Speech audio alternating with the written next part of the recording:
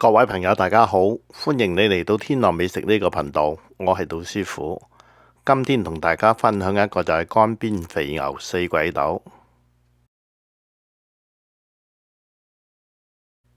材料：四季豆250克，肥牛片60克，紅葱頭1個，蒜頭3粒，薑片2塊，鹽、油、胡椒粉、生抽各適量。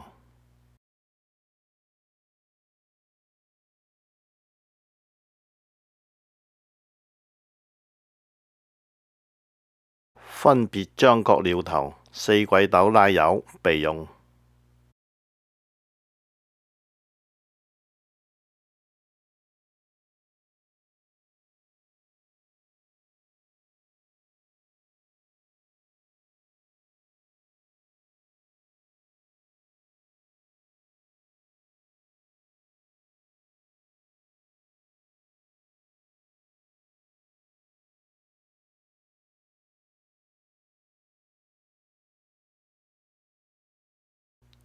煎香肥牛片，各材料燴一起，稍炒幾下即可。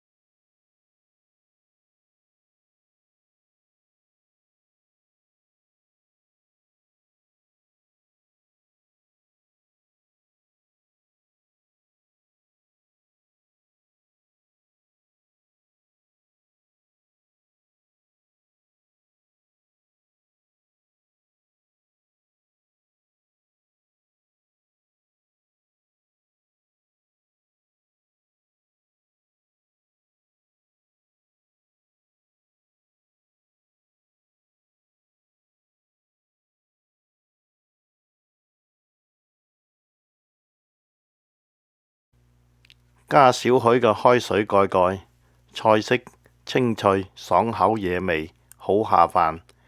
老少咸宜，謝謝你嘅分享，下期節目見，拜拜。